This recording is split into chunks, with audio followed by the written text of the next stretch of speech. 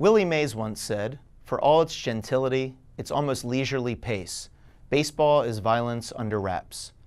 Baseball is not considered a contact sport, but it is a repetitive one that can take a toll on your body and your mind. Many players carry those wounds into retirement. One such player is former All-Star pitcher David Wells. Wells invited us to his San Diego home to discuss baseball, injuries, and how this product, extracted from this plant, helped cure him from the demons of the diamond. 21 seasons, 3,564 innings pitched, 687 games, 249 wins, 2 World Series championships. When you think back on your prolific career, what's the first thing that comes to your mind? How the hell did I get here?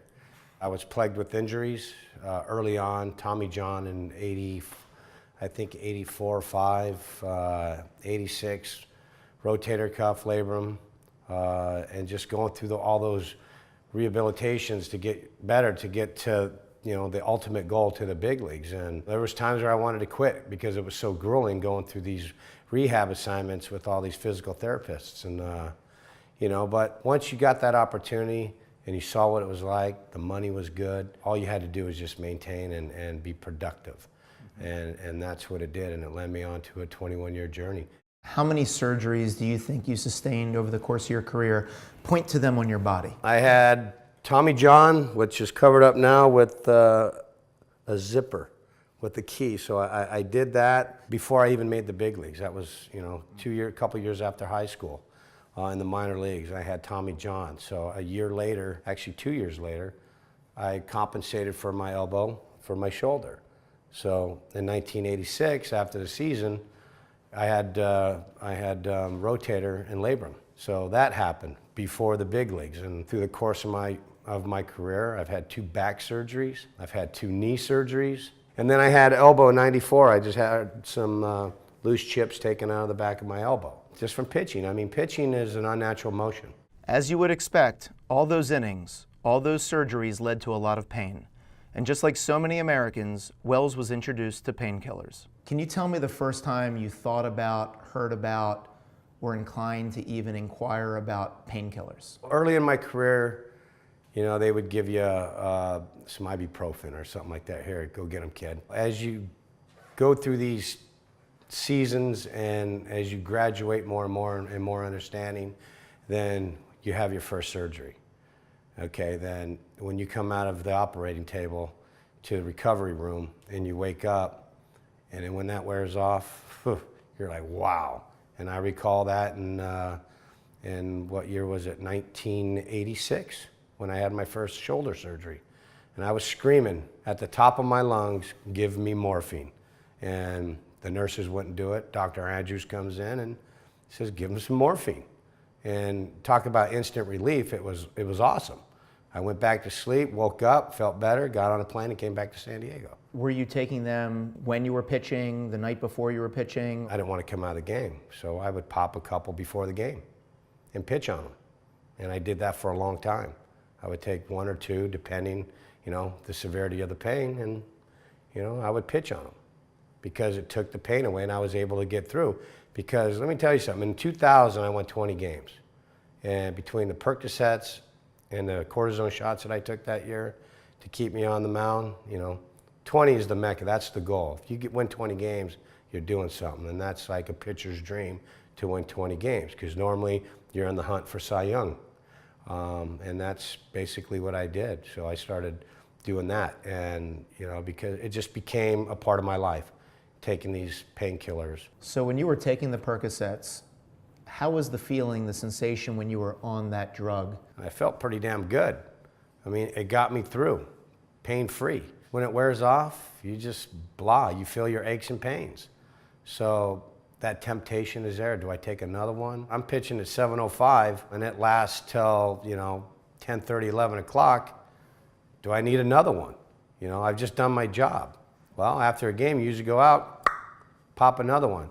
It wasn't a habit of doing it, but I did it quite a bit through my career. I'd say probably from 99 on, probably 75, 80% of the time I was on it. And then recreational, depending on what we did that week or that weekend. I just took the painkillers as needed and then got off of them.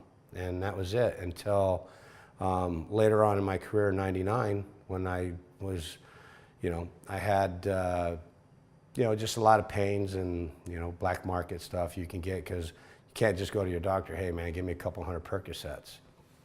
So, through friends and all that, you know where to get them, and that's how I'm like, wow, these are awesome. I started taking them as needed, because I can get them. Touch of a dial, boom. How many you need? I got them. And then that was it. For 16 years, Wells had a steady regimen of Vicodin, Percocet, and Toradol, even continuing use of prescription painkillers after retiring from baseball in 2007, until he was introduced to something that would change his life forever. Wells saw a 60-minute special about something called CBD oil and how it helped a 4-year-old girl overcome chronic seizures. His eyes were opened.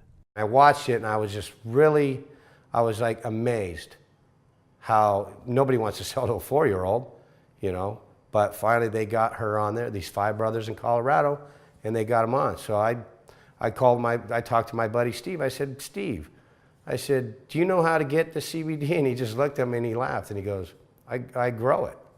I grow it. And I said, no, you don't. He goes, oh yeah, I do.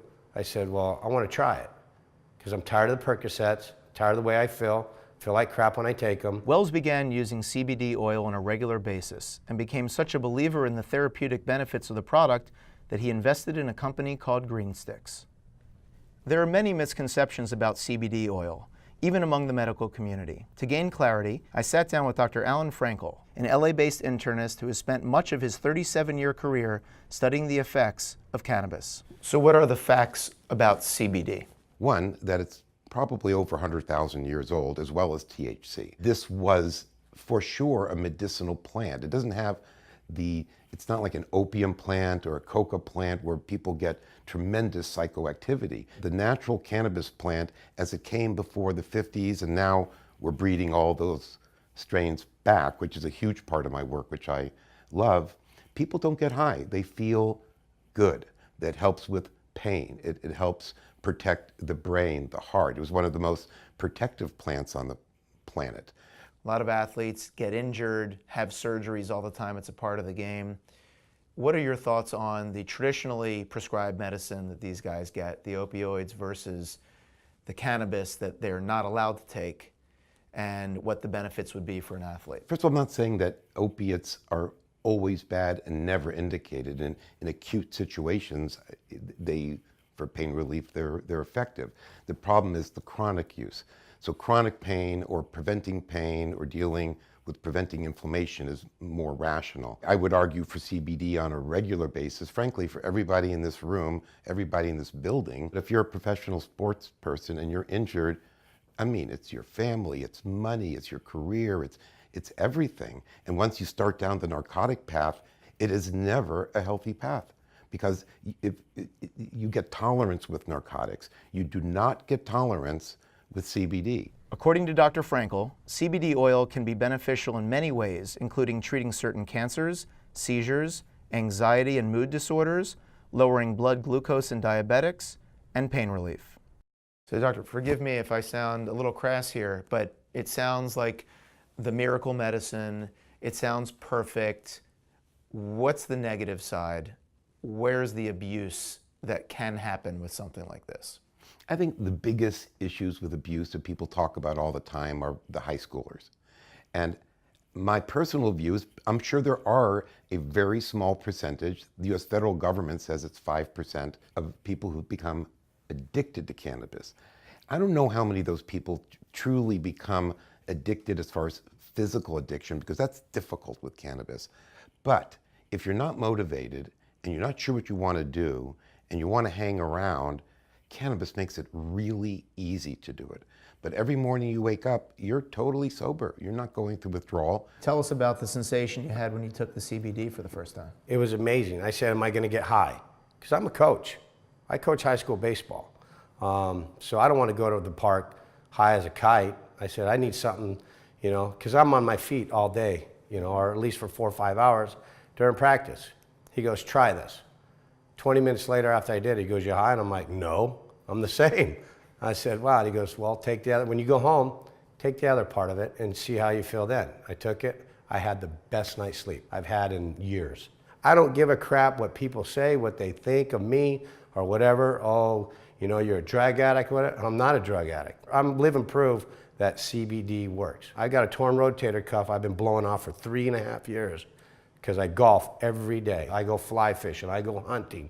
I'm an outdoorsman, and I'm able to get full range of motion by taking CBD just a few times a day. Wells recently had a serious rotator cuff surgery, and instead of using painkillers as in the past, he only used CBD oil to manage his pain after surgery and through the entire rehabilitation process. And Wells isn't the only athlete who is pushing for a change in how professional sports handle pain management. How do you feel about some professional athletes currently playing today lobbying their leagues to make this legal? Eugene Monroe of the Baltimore Ravens wrote a letter recently saying that this should be a legal substance to help with pain tolerance and pain management for NFL players, for example. I'll go on the bandwagon with them.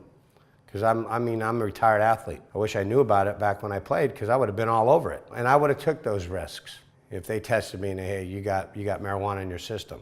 And I'll bring it to them. This is what it is. Dissect it. Go take it into a lab and see what it's about. Our government is not giving in. Other countries are. They're testing it. They're doing all this kind of stuff. You know, our government's not doing anything about it because you know why? Because they're making almost $1 billion a year on pharmaceutical pills. What do you think sports leagues should do with respect to cannabis? I think the first thing they should do is stop testing for it. I think we have way bigger problems than cannabis. Number two, I would seriously consider putting these athletes, particularly the ones that have potential head traumas, on CBD. You don't have to use very much to protect the brain against hits. I think sports and cannabis has a very wonderful future. And safety. I mean, we can't knock our brains around and not try something. So CBD, as it's been patented for neuroprotection, and we know it helps healing concussions and so many other disorders, why in the world will we not give CBD to our professional athletes? A lot of people say if you want to avoid heart disease and heart attacks, take aspirin daily. Is this something that people should be taking on a regular basis? The short answer is absolutely yes. Currently, if you're a soldier in Israel and you have a head injury in the battlefield, you get CBD on the battlefield. If you have a heart attack and you go into an emergency room in Jerusalem, you get CBD on the way up to the floor. If you have a stroke, you get CBD up on the way to the floor. What has that shown?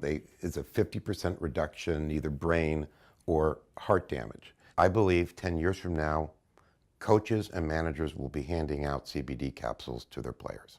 Do you think that the major sports leagues in this country are going to change their drug policy to allow CBD? I say no, but I hope they research this and understand the value that it can be instead of, quick fixes, which are there. They need to open their eyes, like I said, and understand what this can do. I mean, I would rather see a guy take the CBD or take medical marijuana than see a guy taking a painkiller. Why not do something natural? Try something different. I'm living proof right now that CBD has made a major change in and I'm 53 years old. I just turned 53. And I don't want to take those things. Like I said, I'm 3.5 years painkiller free. That's pretty good.